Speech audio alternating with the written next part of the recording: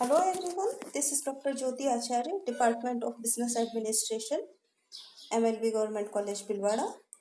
Today we will discuss about Doctrine of Ultra Vires, अधिकारों के बाहर का सिद्धांत।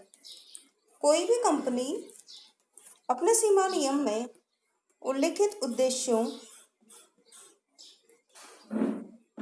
की पूर्ति के लिए ही कार्य कर सकती है।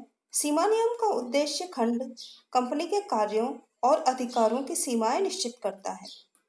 कोई भी कंपनी इन सीमाओं तथा अधिकारों का उल्लंघन नहीं कर सकती है, किंतु जब कोई कंपनी अपनी अधिकार सीमा का उल्लंघन करके कोई कार्य करती है तो वह अधिकारों के बाहर का कार्य अथवा अनाधिकृत कार्य अथवा शक्ति बाह्य या अल्ट्रा वायरस कहलाता है। अधिकारों के बाहर कार्य से तात्पर्य उन कार्यों से है जो सीमा नियम द्वारा निर्धारित सीमाओं के बाहर होते हैं। ऐसे कार्य सीमा नियम के उद्देश्यों से मेल नहीं खाते हैं। ये कार्य उद्देश्यों की प्राप्ति के लिए अनावश्यक होते हैं, परंतु ऐसे कार्यों का अवैध, अनलॉफुल अथवा सार्वजनिक हित या लोक नीति के विरुद्ध होना आवश्यक नहीं है। ये कार्य केवल कंपनी के उद्देश्यों के विरुद्ध अथवा उद्देश्य से परे होते हैं।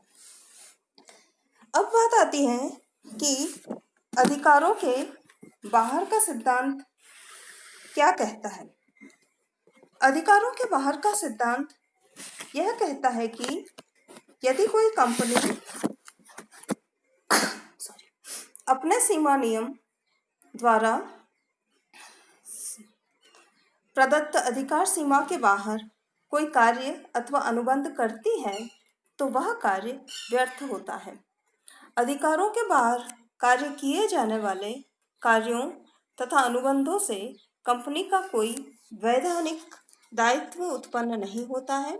इन अनुबंधों को बाद में किसी भी प्रकार से वैध भी नहीं बनाया जा सकता है और न इन कार्यों तथा अनुबंधों की पुष्टि अनुसमर्थन किया जा सकता है। इतना ही नहीं, यदि कंपनी के सभी सदस्य मिलकर सर्वसम्मति से अधिकार के बाहर के कार्यों का पुष्टिकरण या अनुसमर्थन करने का संकल्प भी पारित करें तो वे उन कार्यों को वैध नहीं बनाया जा सकता है। अधिकारों के बाहर के सिद्धांत को कई महत्वपूर्ण विवादों के निर्णयों में स्वीकार किया गया है। इस सिद्धांत पर सर्वप्रथम हाउस ऑफ लॉर्ड्स ने Ashbery railway carries and iron company limited बनाम रिके के मामले में विस्तार से प्रकाश डाला था। भारतवर्ष में इस सिद्धांत को सर्वप्रथम 1866 में जहांगीर आर मोदी बनाम श्यामजी लड्डा के मामले में बंबई उच्च न्यायालय ने लागू किया था। अधिकारों के बाहर के सिद्धांत के मामले में कुछ कार्य होते हैं। वो कौन कौन से कार्य होते हैं जो अधिकार के बाहर कार्य कहलाते हैं? वो इस प्रकार हैं। जब कोई कार्य कंपनी के उद्देश्यों के अंतर्गत नहीं आता हो, जब कंपनी कोई ऐसा कार्य करती है जो उसके सीमा नियम में उल्लिखित उद्देश्यों के अंतर्गत नहीं आता है तो वह कार्य अधिकारों के बाहर या अनाधिकृत कार्य कहलाता है।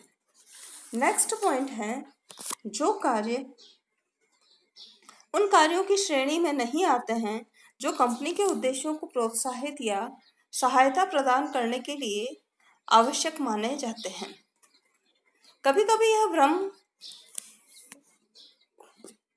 कभी कंपनी ऐसे कार्य करती है जो उन कार्यों की श्रेणी में सम्मिलित नहीं किए जा सकते हैं जो कंपनी के उद्देश्यों को प्रोत्साहित करने हेतु आवश्यक होते हैं। ऐसे सभी कार्य कंपनी के अधिकारों के बाहर माने जाते हैं। और नेक्स्ट है, कंपनी के उद्देश्य पूरा करना असंभव हो जाने के उपरांत कोई कार्य करना। कभी कभी किसी कंपनी के उद्देश्यों को पूरा करना असंभव हो जाता है। ऐसे में वह कंपनी उन कार्यों को करती है जो उस कंपनी के उद्देश्यों को प्रोत्साहित करने के लिए आवश्यक रहे हैं, तो वे सभी कार्य कंपनी के अधिकार के बाहर एवं व्यर्थ माने जाएंगे। ऐसा इसलिए कि कंपनी के उद्देश्यों के प्रोत्साहन के लिए वे कार्य अब आवश्यक नहीं रहे हैं। तो इस प्रकार कई सारे ये तीनों कार्य होते हैं जो अल्ट्रा वायरस एक्ट कहलाते हैं या अधिकारों के बाहर कार्य कहलाते हैं। अब इन अधिकारों के बाहर कार्य करने के प्रभाव क्या क्या हो सकते हैं उसको हम डिटेल में पढ़ेंगे। तो पहला पॉइंट जो आता है या पहला जो प्रभाव आता है वो आता है अनाधिकृत कार्यों का व्यर्थ एवं प्रभावहीन होना। जब कोई कंपनी अनाधिकृत कार्य करती है तो वह कार्य प्रारंभ से ही व्यर्थ एवं प्रभावहीन माना जाता है। और इस संबंध में यह उल्लेखनीय है कि यदि किसी कार्य का एक भाग अधिकारों के भीतर है यानी कि इंट्रा वायरस है और उसका दूसरा भाग अधिकारों के बाहर है तो अधिकारों के भीतर अधिकृत कार्य वैध माना जाता है। और यदि उस कार्य के दो भागों को अलग अलग किया जा सकता हो किंतु यदि उन्हें अलग अलग भागों में नहीं बांटा जा सकता है तो संपूर्ण कार्य को ही व्यर्थ माना जाएगा। नेक्स्ट है अनुसमर्थन संभव नहीं। अनाधिकृत कार्य पूर्णतः व्यर्थ होते हैं, अतः अनाधिकृत कार्यों अर्थात व्यर्थ कार्यों का अंशधारियों की सर्वसम्मति से भी पुष्टिकरण या अनुसमर्थन नहीं किया जा सकता है। फिर आता है निषेधाज्ञा। जब कोई कंपनी अपने अधिकारों के बाहर कार्य करती है तो उसका कोई भी सदस्य न्यायालय में से प्रार्थना करके निषेधाज्ञा जारी करवा सकता है। नेक्स्ट है कंपनी का कोई दायित्व नहीं। चूंकि सीमा नियम के बाहर किए गए कार्य तथा अनुबंध व्यर्थ होते हैं अतः उन कार्यों तथा अनुबंधों में से किसी भी प्रकार का कोई दायित्व भी उत्पन्न नहीं होता है। अतः न तो कंपनी ही किसी बाह्य पक्षकार पर वाद प्रस्तुत कर सकती है और न बाह्य पक्षकार कंपनी पर वाद प्रस्तुत कर सकते हैं। फिर आता है संचालकों का कंपनी के प्रति व्यक्तिगत दायित्व। जब कंपनी के संचालक कोई ऐसा कार्य या अनुबंध करते हैं जो सीमा नियम के बाहर है तो संचालकों को उत्तरदायी ठहराया जा सकता है। उसके बाद आता है प्राधिकार आश्वासन भंग, breach of warranty of authority. प्राधिकार आश्वासन भंग के लिए संचालकों का दायित्व। संचालक कंपनी के एजेंट माने जाते हैं। उन्हें उन्हीं कार्यों को करना चाहिए जिसके लिए उन्हें कंपनी द्वारा अधिकृत किया गया है। बाह्य पक्षकार जब संचालकों के साथ अनुबंध करते हैं तो इसी आश्वासन पर करते हैं कि उन्हें कंपनी द्वारा उस अनुबंध को करने का अधिकार प्राप्त है। उसके बाद में आता है अधिकारों के बाहर प्राप्त संपत्ति पर अधिकार।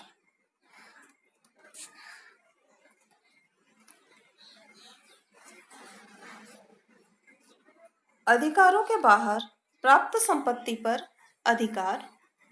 यदि कोई कंपनी कभी अपने अधिकारों तथा शक्तियों के बाहर कुछ संपत्ति खरीदती है तो भी उस संपत्ति पर कंपनी का अधिकार सुरक्षित रहता है क्योंकि वह संपत्ति कंपनी की पूंजी से ही खरीदी जाती है। नेक्स्ट है माल तथा सेवाओं के भुगतान के लिए कंपनी को बाध्य नहीं। यदि कोई बाह्य व्यक्ति कंपनी को उसके अधिकारों के बाहर कोई माल या सेवा उधार देता है तो वह उसका भुगतान प्राप्त करने के लिए कंपनी पर कोई वाद प्रस्तुत नहीं कर सकता है। लेकिन इतना अवश्य है कि यदि कंपनी को बेचा गया माल कंपनी के पास उपलब्ध है और उसका पता लगाकर पहचाना जा सकता है तो बाह्य पक्षकार उस माल को पुनः प्राप्त कर सकता है। फिर नेक्स्ट पॉइंट है उधार लिया गया धन वसूला नहीं जा सकता। यदि किसी बैंक या किसी व्यक्ति ने किसी कंपनी को अधिकार के बाहर कार्यों के लिए धन उधार दिया है तो वह उस धन को वसूल नहीं कर सकता है, परंतु यदि कंपनी अपनी इच्छा से भुगतान करना चाहे तो कर सकती है। बाद में लास्ट जो प्रभाव है उसकी हम डिटेल में हम जाते हैं। दुष्कार्य के लिए कंपनी का दायित्व नहीं। यदि कोई कंपनी अधिकारों के बाहर कार्य करती है और उसके परिणाम स्वरूप कोई दुष्कार्य हो जाता है तो कंपनी को उस दुष्कार्य के लिए उत्तरदायी नहीं ठहराया जा सकता है। दुष्कार्य के लिए कंपनी को तभी उत्तरदायी ठहराया जा सकता है जबकि वह दुष्कार्य सीमा नियम में उल्लिखित उद्देश्यों को पूरा करने के लिए किसी कर्मचारी द्वारा अपनी सेवा के दौरान किया गया हो या in the course of employment किया गया हो। तो इस प्रकार से हमने आज अधिकारों के बाहर के सिद्धांत के बारे में पढ़ा, जिसे हम डॉक्ट्राइन ऑफ अल्ट्रा वायरस कहते हैं, और उसके अधिकारों के बाहर के कार्य कौन कौन से होते हैं उसके बारे में अध्ययन किया, और अधिकारों के बाहर जो कार्य किए जाते हैं उसके क्या प्रभाव हो सकते हैं उसका अध्ययन किया। आज का हमारा टॉपिक यही समाप्त होता है। Thank you.